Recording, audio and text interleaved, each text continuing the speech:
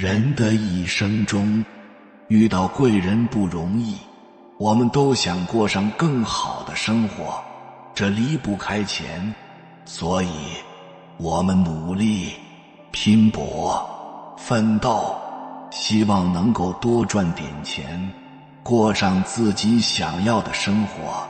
钱容易赚，只要你肯努力，就会有钱赚，只是多少的问题。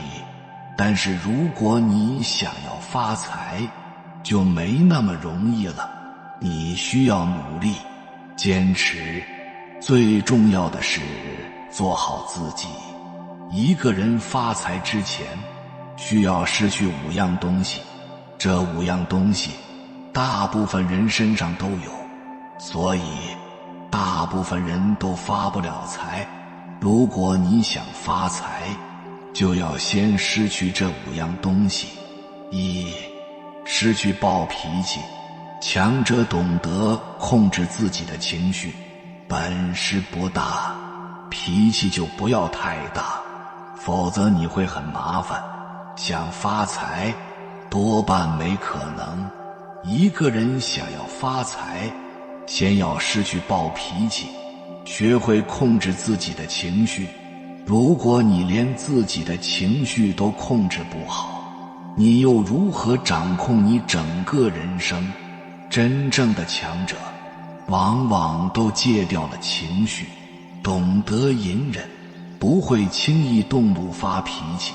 隐忍是为了积蓄力量，强大自己，蓄势待发，绝地反击。2. 失去依靠。强者独立，一切靠自己。人活着，只有学会独立，一切靠自己，才有可能发财致富。当然，你可以寻求别人的帮助，但绝不能依赖别人，否则你永远都发不了财。你不努力，靠谁都没用；你不优秀，求谁都一样。你要知道，真正的强者都是无依无靠的，他们独立、坚强、勇敢，无所畏惧。通往财富的道路上，你唯有变得足够强大，你才能打开财富的宝箱，获取你想要的财富。3. 失去抱怨。强者积极乐观，迎难而上。在生活面前，没有谁是容易的。面对生活，有的人选择了抱怨，结果越过越苦，而有的人迎难而上，积极乐观，生活越来越好。如果你想发财，你就不能再抱怨生活了，这只会让你的心态和处境变得越来越糟糕，只会让你离发财致富的道路越来越远。不过，当你失去抱怨，积极地面对生活，不惧困难，不惧挑战，你会发现一切都在慢慢变好，财富也在路上等着你。4. 失去鲁莽。强者稳重，三思而行。财富是靠积累来的，容不得半点马虎。只要稍不留神，财富就会从你指缝中溜走。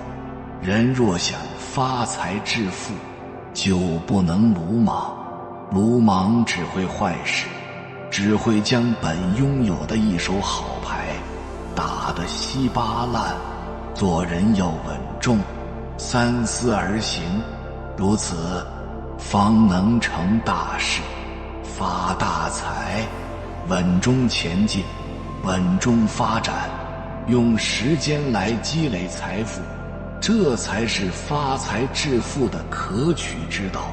图快取巧，也许可以发财，但很难长久，终会打回原形。5. 失去倾诉欲，强者自我治疗，默默前行。这个世界，每个人心里都有苦，都有痛。你向别人倾诉，得到的不是同情，就是多了几个看你笑话的人。真正的强者早已失去了倾诉欲，他们心里不是没有苦，没有痛，而是学会了自我治疗，以更好的姿态默默前行。通往财富的路上，我们要吃很多苦，要受不少累，我们唯有变得更能吃苦，更能抗，才可能到达财富的彼岸，摘取丰厚的硕果，发财致富。几乎每个人都想，但你要知道，财富不是一蹴而就的。如果你想要发财，你先要做好自己，失去暴脾气，失去依靠，失去抱怨，失去鲁莽，失去倾诉欲，变得足够强大，财富自然会向你走来。做人要明白，人追钱永远发不了财，让钱追人，迟早都会发财。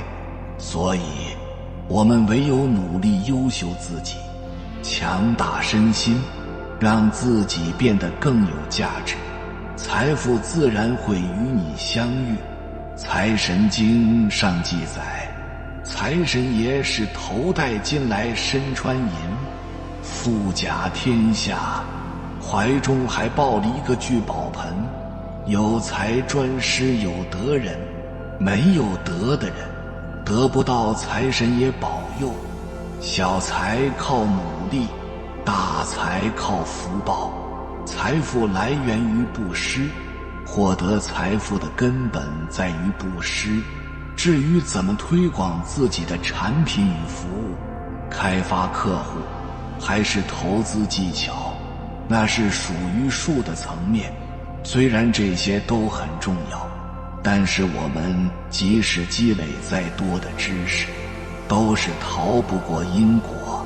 我们要收获苹果的果实，就要播下苹果的种子，这是正因。阳光、水分、土壤只是助缘，财富的种子是财布施。财布施又分为内财布施和外财布施。内财布施就是我们付出体力、劳力去做利益众生的事情，外财布施就是用我们的财富物质去利益众生。不管是内财布施还是外财布施，发心利益众生才是关键。财富来源于施舍，施舍出去的钱绝对不会亏的，果实永远多于种下去的种子。很多富豪都有施舍的习惯，这是他们立生立世带来的习气。正是这种习气让他们乐于施舍，故有今世大富之报。此世的施舍又让他们未来得大福报。施舍的福报不一定要等到下一生，很多是马上就有见到回报的。施舍时的心态也很重要，以欢喜心施舍出去的财富，回报的财富也是让你快乐的；而以不高兴的态度施舍出去的财富，回报的也仅是财富。这些财富不能给你带来快乐。施舍必然产生福报，可是福报的大小不是我们想要多少就有多少的，它受到下列3个要素的影响。一、施舍的东西越难得越贵重，所产生的福越大。施舍可分为施舍财物、施舍真理和解除恐惧烦恼等3种，其中以传播真理的福最大。不施金钱财物来生可以得富贵，传播真理来生可以得智慧，解除众生的困难恐惧、忧虑、紧张和烦恼，使他们得到平安和快乐。例如陪胆小的人走黑路，来生可以得到健康。然而钓鱼竿、农药、杀虫剂、刀枪、不清净的东西或食物等，不可以布施，施则无功而有罪。二、施舍时的心地越清净则福大，布施希望回报则得福少，为了名利而施舍则福报小。布施时为人所知得福小，布施时不为果报且不为人知则福报大。三、接受施舍的对象对方的智慧，品德越好，则施舍的福报就越大。布施圣贤以前，胜过布施凡夫千万钱。所以佛经上把产生福报的人叫做福田，亦即能产生福报的田地。好的福田通常有三种：一、恩田，对我们有恩的人，如父母、师长；二、悲田，使我们产生怜悯心的人，如饥渴、穷人、病困的人，救人危急，功德很大。三、敬田，有智慧、有道德的圣贤，佛门三宝，如得道的高僧等。福报就是财物、心地和对象这三者的成绩。一般人施舍讲究财物和对象，菩萨的施舍则不分对象，而特别讲究清净心、平等心。因为心不平等、不清净就有烦恼，而且这三个因素中，心是我们可以做主的。只要心地无限清净，福报就无量无边了。这里一定要掌握正确的方法，千万不要误入歧途，不要学偏了学歪了，不要被骗财骗色。后功可以补前过，前功不可补后过。又说终身行善，一时得亏，犹如今年打柴一日烧，皆化为无。人必须要有福报、有福德的人，赚来的钱什么人也偷不走。没有福德，即使很会赚钱，什么也保不住。人的福德不同，看到外面的境界也不一样。古训言，利荣名不如种引德，创造好的荣誉、高的地位，不如培植阴德。如袁了凡的改变命运，不就是由积阴德而来的吗？所以要改变命运，就看你如何积阴德了。世间唯有广做阴德可以挽回定数，但做阴德的机缘也不易得，不如选择放生，因为放生随时的皆可去做，吉神佑之，福禄随之。持续放生者，受天地一切神仙赞叹护佑，必然有求必应。请智慧的放生，不要盲目愚昧的放生。这里不再赘述，可以查看我往期的影片，掌握正确的方法。富贵之家虚名了，万能的是金钱，万恶的也是金钱。用之于正，是自造福机；用之于邪，是自作孽障。善用金钱者，福禄寿齐全；误用金钱者，家业破败。道德问题，天下最大，我们要对钱财建立起一个正确的观念，对钱财不必过度贪执，更不能为了钱财而丧失道德。钱财与道德相比，道德更重要，因为道德是钱财的根本，利他是福报的源泉。如果我们能孝顺父母，宽厚待人，远离淫色，多积阴德，坚韧不拔，凡事多为别人着想，把利他当作为人处事的原则，我们一定能获得巨大的福报，成就伟大的事业。不要仇富仇贵，人家是积了大福报来的，你生生世世不积阴德与福德，不修心，何来富贵？运去金成铁，时来铁似金。时节因缘具足，做什么事情都是一帆风顺。时节因缘过去了，做任何事情都不顺利。因此平时要广修福德与智慧，福慧具足，做任何事都容易成就。智慧是一种能量，而且是高级的，看不见的能量。一个人能力大小，起关键作用的是他的智慧。这就是伟人为什么会有那么大的号召力、摄受力。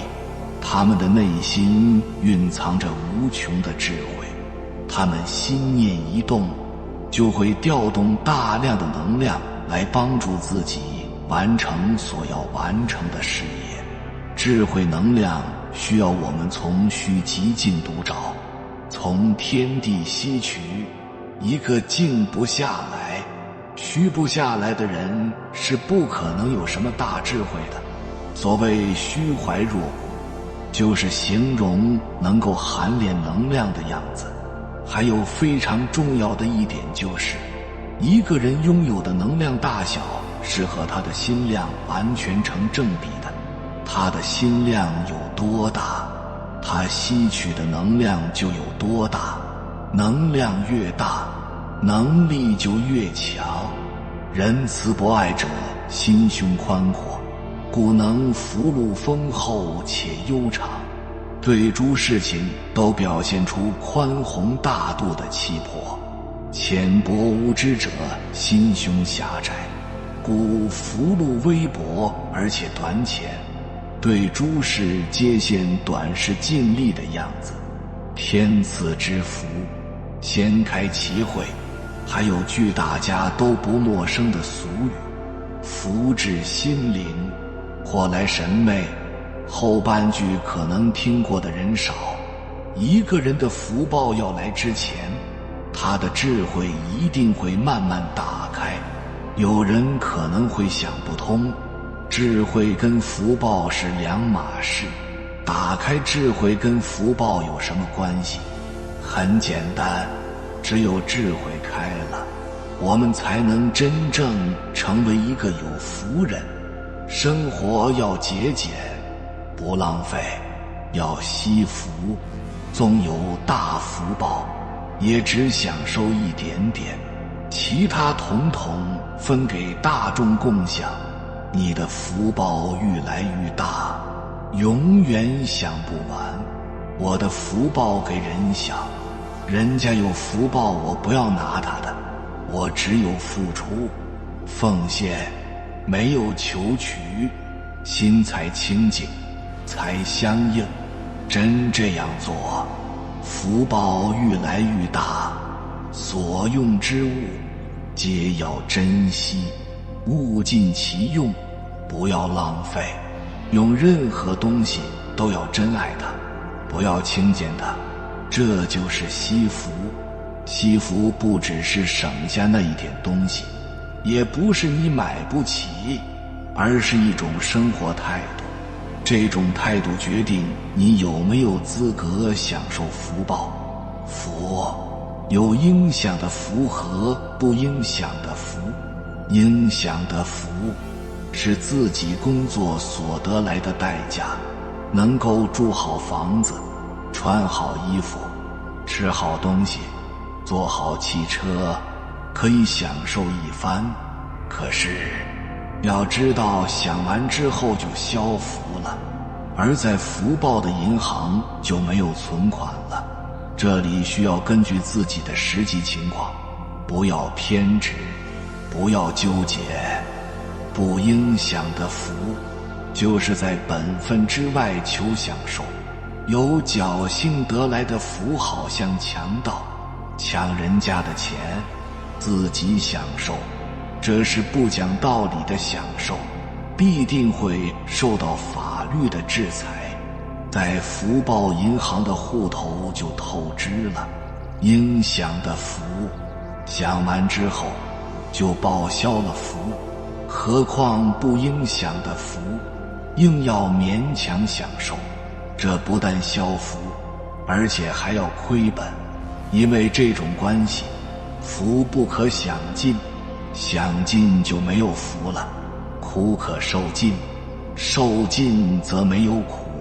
我们做人要明白这种道理，在困难的环境中欢喜接受逆境，这样便无怨恨，也没有不满现实的心在作祟。人生衣食财路皆有定数，当留有余不尽之意，故节约不贪，则可延寿；奢侈过求，受尽则终。未见暴殄之人得好手也。人的福报有限，能节约不贪着，就可以延寿。如果过分奢侈，福报享尽了，必定福尽而死。一茶一饭当思，来处不易；一丝一缕，恒念物力为艰。造福莫如惜福，不但自己惜福，还要教育子女。学生惜福，为他们而惜福。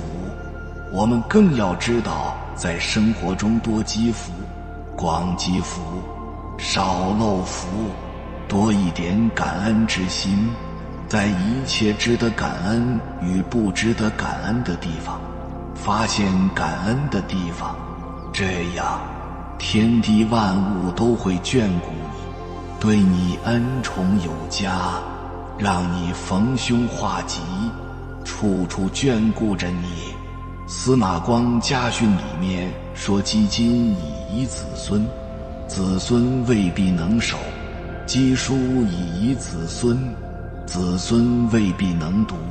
不如积阴德于冥冥之中，以为子孙长久之计。意思是，别墅财产留给子孙，他们未必能守住；把书给他们，他们也未必能读。不如布施行善，多积阴德，子孙才能长久地受到我们护佑。这是真智慧，厚德才能载物。而且看到后，我们就想到大地之德，效法天地之德。厚德载物就表示大地的浑厚，厚道需要不断积累，通过自己人生所遇到的每件事来培植自己的厚德，德日进，过日少，这样才能载物。自己的德愈厚，对家庭对社会的贡献愈大。我们在生活中可以看到，凡是作风正派，一身正气的人，内心清净无染，深水自然充足，记忆力和思维能力就比较强，工作学习就容易做出成绩，社会地位比较尊贵。正如古人说的，贵格就是讲的这个道理。相反，心里晦暗，纵欲邪淫又经常泄精的人，记忆力和思维能力都会下降，做事情丢三落四，考虑问题不全面，久之身体衰败，相由心生，容貌也跟着猥琐晦暗，使人看到后心生厌烦。工作和学习很难做出成绩，社会地位比较低下，就是古人所说的贱格，讲的就是下贱卑微的地位。泄精会导致人体能量大量丧失，生机阳气匮乏，而人的种种活动都是靠着阳气来驱动。阳气足的人精力充沛，行动力强，做事情一诺千金，雷厉风行，成就一番事业。阳气弱的人萎靡不振，做事畏畏缩缩，气虚胆怯，没有勇气，缺乏行动力，最终一事无成。古人说，有一分精神，便有一分事业，讲的就是这个道理。古人说，心地清净者，贵格之相也。所谓贵格，就是在社会上有地位，受人尊敬。心地清净光明的人，绝不会乱搞男女关系、婚外恋、同性恋、邪淫纵欲之类的坏事。所以夫妻恩爱和睦，家庭幸福美满，事业富贵双全，子孙后代昌盛。滥用欲望必然损人贵气，邪淫纵欲太过的男人，明显的没有自信，被人看不起，精神萎靡不振，严重损害事业、财运、婚姻、家庭等。好色纵欲邪淫毁阴质，它会摧毁一个人的精气神，让人变得唯唯诺诺、畏畏缩缩，怕这怕那，不敢争取。这样的人怎样在社会上立足？怎样去交际？怎样去打拼？只能备受穷辱，这是非常要命的，也是非常可怕的。肾主骨生髓，肾气通于脑气，肾精充足，脑力才能充沛，智力才会高。犹太人对于男女性欲的禁忌是非常严格的，这种民族性格造就了犹太人的良性遗传。心神清净就会肾气充足，脑力充沛而智力超群，自然在各个领域都会做出超群的成就。可见一个人的贵贱完全掌握在自己手里，心神清净光明，身体自然元气充沛，事业成功，家庭幸福，所谓富贵人格。反之，如果心神肮脏晦暗，肾精元气亏耗，身体萎靡不振，事业也很难成功，家庭波折重重，即是贫贱的表现。人生在世，需要有福报支撑，本该发达的，因为邪淫，一生贫贱，贫贱夫妻世事哀，本该显赫的，因为邪淫却阴差阳错，注定暗淡无光。智力和决心是健康和事业的根本。一个人要身体健康、事业成功，必须有这两样无形资产。很多人在年轻时具备这两样资产，但挥霍掉了，所以他们人生的后半段过得非常痛苦。年轻时越纵欲，年老时越痛苦。古书中讲，两眼无神，眼下青瘀，眼圈发黑。中医认为，肝开窍于目，肝肾同源，肾气不足，肾水便不能滋养肝木，两眼便无神。眼圈发黑，肾气充足的人，眼睛清澈明亮，熠熠有神，一般脑子里经常想一些乌七八糟男女色情，纵欲无度的人，眼睛往往很浑浊，两只眼睛像喝醉酒一样游离而没有定力，这在相书上称为桃花眼，代表好色，一辈子下贱，命不好，有则改之，无则加勉。世间人不费一分钱，不出一点力，只要能知道戒淫止色，就能得到如下善果或善报：一者具足至高之德行，二者享无穷之安乐，三者给子孙后代留下无穷之福音，四者使自己来生的真良之眷属。世人终日辛勤，以求养家糊口的资财受用，怎奈许多人往昔没有积聚福德，纵日夜劳作不息，仍贫穷困顿，饱受穷困痛苦的煎熬。殊不知辛勤如山，不如积福如火星。富了失，失了富，100金财富必是100金人物，1000金财富必定是1000金人物。一切财富福报的根源是什么呢？是我们的心量和德行。有缘人，感谢你看到最后。如果今天的影片对你有所帮助，请按个赞给我响应，回复一句积德行善财门开，我祝你财源滚滚，金玉满堂。